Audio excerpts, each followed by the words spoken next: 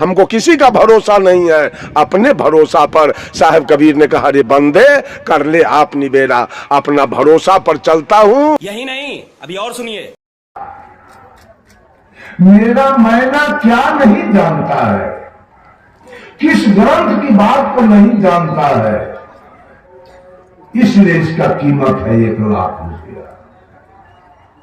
सेठ जी मन में सोचा, महीने महीने हम सत्यनारायण भगवान के पूजा करते, अब पंडित जी महीने महीने दक्षिणा मांगते हैं। आज जब जानिए रहा है सुग्गा मैना, सेठ जी गए, कहा मैना वेद जानते हो?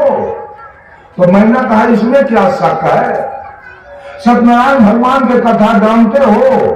तो मैंने कहा इसमें क्या शक है। सेठ जी देखे पूंजी एक बार न लगेगा, आई महीने महीने साल में 12 को जो दक्षिणा देना पड़ता है वो तो बच जाएगा हमारा। झट 1 लाख रुपया गिन दिया। अब मैना की और सेठ जी के अहंकार का तो कोई ठिकाना नहीं है। मैना लेके आए अपने घर, अहंकार में फूल रहे हैं, बहुत बड़ा काम मैंने किया। समाज में पता चला सेठ जी 1 लाख में एक मैना खरीद के लाए और सेठ जी घोषणा कर दिया, जो आके मैना से बात करेगा और जो जीत जाएगा उसको आधा राग हम लिख दे, हार गया तो फांसी पर लटका देंगे। सबसे पहले पंडित जी आ गए, कहा हुजूर सुनने में आया है मैना लाए है 1 लाख में, क्या बात है, क्या विशेषता है? कहा जाके बात कीजिए, हमारा मैना क्या नहीं जानता है, कौन से ग्रंथ की बात नहीं जानता है, जाओ। पंडित जी गए, कहे मैना उपनिषद जानते हो? मैना कहा इसमें क्या शक है। शास्त्र जानते हो? कहा इसमें क्या शक है। पंडित जी देखे अब हारे नहीं तो फांसी पर चढ़ना होगा, चुपके से पंडित जी निकल के भाग गए। उसके बाद मौलवी साहब आए, कहे हुजूर सुनने में आया मैना 1 लाख में लाए। कहा कि हाँ, क्या विशेषता है? तो जाइए बात कीजिए, मैना क्या नहीं जानता है। मौलवी साहब गया, कहा मैना कुरान जानते हो? मैना कहा इसमें क्या शक है। जब्बूर जानते हो? कहा इसमें क्या शक है। मौलवियों पादरी जी आए, पादरी जी भी राजा से पूछे हुजूर सुनने में आया है 1 लाख में मैना लाए है, क्या विशेषता है? कहा विशेषता जाके पूछो, मैना क्या नहीं जानता है। पादरी जी गए, कहा मैना बाइबिल जानते हो? मैना कहा इसमें क्या शक है। पादरी जी बात, अब ये सब विश्वास मार्गी थे, अब विचार मार्गी आ रहे हैं कबीर पंथी। कहा हुजूर सुनने में आया है मैना लाए हैं 1 लाख में। ताकि क्या विशेषता है? तो क्या नहीं जानता है, कौन सी ग्रंथ की बात नहीं जानता है, जाइए बात कीजिए। वो कबीरपंथी साधु आया, कहता है मैना बीजक जानते हो? कहा मैना इसमें क्या शक है। तब कबीरपंथी साधु का एक काम करो, बीजक का 4 गो रमणी हमको सुनाओ। तो मैना कहा इसमें क्या शक है। साधु पकड़ लिया, विचारवान, ये इतने पढ़ने किया, अब इसको पता कुछ है नहीं। कबीरपंथी साधु कहा मैना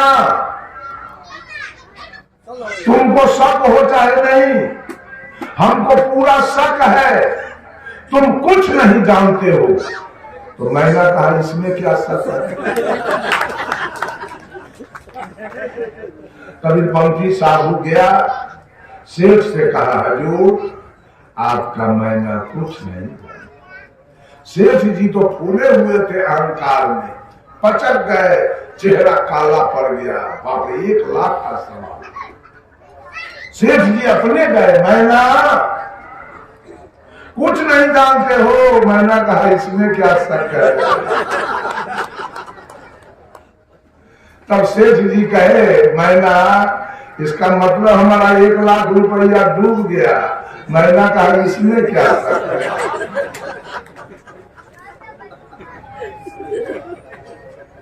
ये विश्वासवादी लोग सब भगवान के पीछे पड़े। 67 वर्ष का मेरा उम्र बीत रहा है, आज तक मैं मंदिर का मुंह नहीं देखा।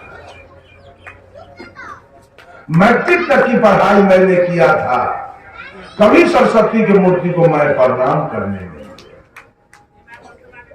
मैं प्रणाम किया अपने मां को, अपने पिता को, अपने दादा दादी को, अपने नाना नानी को, अपने मामा मामी को, अपने चचा चाची को। मूर्ति को मैं कभी प्रणाम। आज तक कोई अंधविश्वास का काम मेरे कार्यक्रम उत्तर प्रदेश, मध्य प्रदेश, राजस्थान, छत्तीसगढ़, महाराष्ट्र, गुजरात, झारखंड, पश्चिम बंगाल, नेपाल और बिहार को बिहार, हर जगह चलते रहे। अभी मैं 1 महीना पहले छत्तीसगढ़ से 11 दिन पर आया कार्यक्रम से। बंधुओं, विवेकवादी बनिए। विश्वास नहीं, विचार चाहिए। अनुमान नहीं, अनुभव चाहिए। मानना नहीं, जानना चाहिए। श्रद्धा नहीं, जिज्ञासा चाहिए। आज सब लोग श्रद्धावादी, पत्थर में, महिला सब पत्थर में जाके अचिन्ह लगाती है, वहां अगरबत्ती बाल के गाड़ती है और पत्थर पर जल चढ़ाती है। चढ़ाते चढ़ाते उम्र खत्म हो गया, समाप्त हो गया। कुछ मिला नहीं, आज तक मिलने वाला भी नहीं है।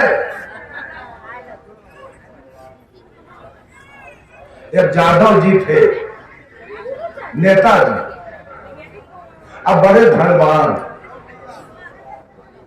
तो आश्विन महीना तर्पण होता है, तो पंडित जी चले जादव जी के यहाँ तर्पण कराने।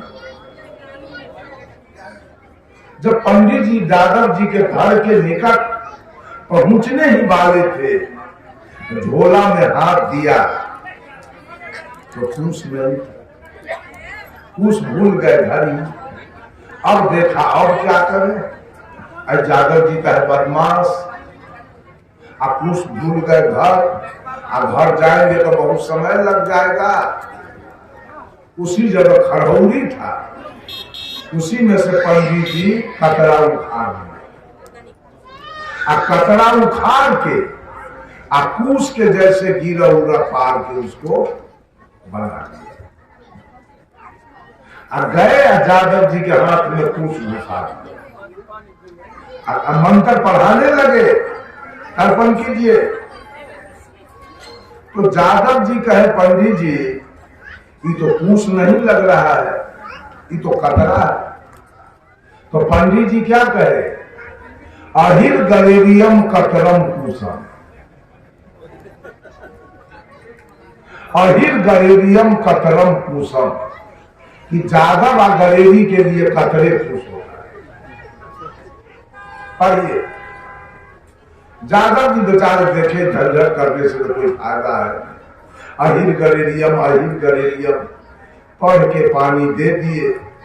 तो पंडित जी कहे कि अब हमरा दक्षिणा दीजिए, दोसर द्वार देखे।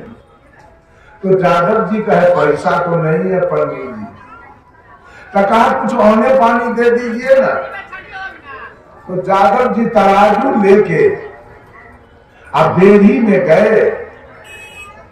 अब बेरी में से दोनों तराजू के पल्ला पर 5-5 किलो गेहूं के भूसा लेकर के आए। कहा लीजिए पंडित जी। तो पंडित जी कहे कि भूसा कहीं दक्षिणा हुआ है। तो जादव जी कहे, पंडित जी अहिर गरेरियम कतरम कुसम, तो दक्षिणा में पल्लम भूषम।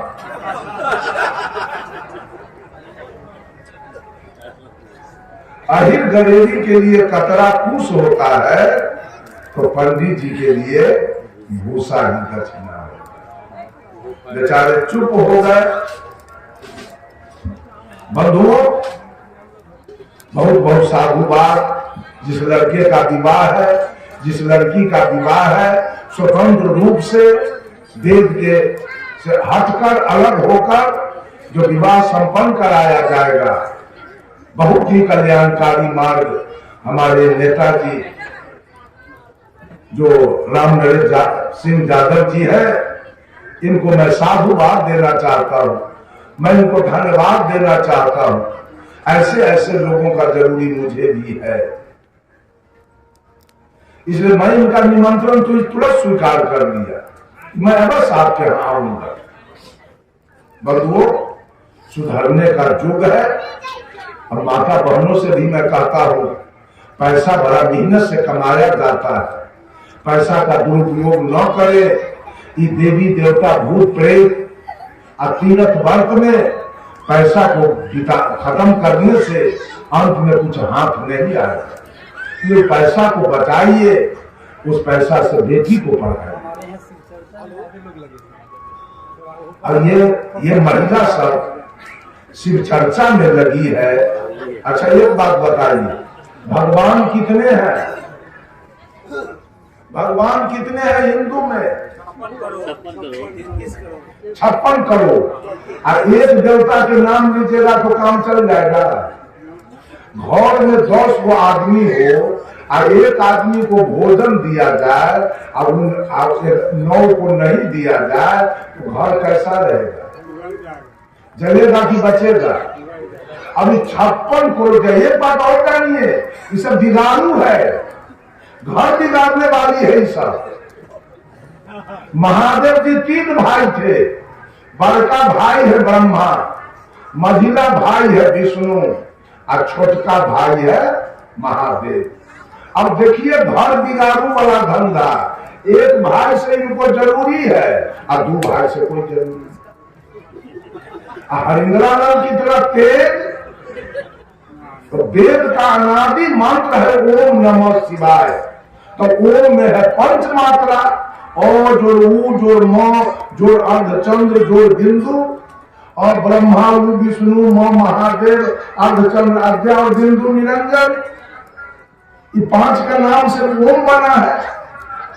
अब देख लिया, हमको तो केवल महादेव से जरूरी है, ये 4 से तो हमको कोई जरूरी नहीं है। तो क्या किया मालूम है?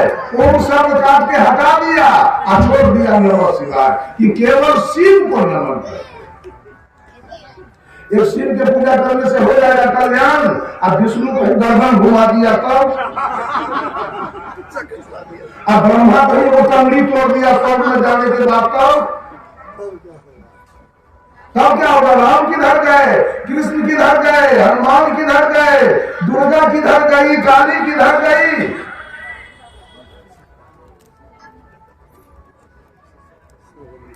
मान लिया हनुमान का मंदिर आपने बना लिया, तो राम क्यों खुश रहेंगे आपसे? कृष्ण क्यों खुश रहेंगे? महादेव क्यों खुश रहेंगे? विष्णु क्यों खुश रहेंगे? घर तो आपने एक का बनाया, 4 बेटा आपके पास है, और एक बेटा के लिए घर बना दीजिए, और 3 बेटा को छोड़ दीजिए, रास्ते में गोली ठोक देगा तीनों बेटा। एक देवता के घर बनाते हैं आप, और आपका नौकर है, वो बथान में सोएगा। हनुमान जी घर में सोएंगे और सब बथान में सोएगा। कहीं भजन नहीं है, इस समाज का बिगाड़ करके और शिव चर्चा वाली मैं कह के जाता हूं, समाज को नहीं सत्यानाश में मिला दिया तो धिक्कार मेरा जिंदगी है। एक हाई स्कूल का मास्टर जादवपुर का था लड़का, वो मेरे सामने खड़ा हो गया, गुरुजी मेरे गांव में 10-20 लोग शाकाहारी थे, वो मर गए। अब जब से शिव चर्चा शुरू हुआ, मेरे गांव में एक भी कंचीदार व्यक्ति नहीं है, सब मांस मछली। कि समाज को क्या दिशा देगी सिर्फ चर्चा बारी। इससे और बात मालूम है, नीलम दीदी तो दीदी के दूल्हा जीजा जी, हरिंद्र उनके जीजा जी कहे के चाहिए।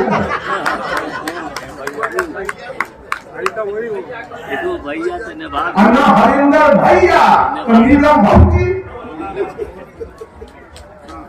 रिश्ता क्या है सो देख लीजिए, कोई इसमें कोई नियम और कोई कानून और कुछ नहीं।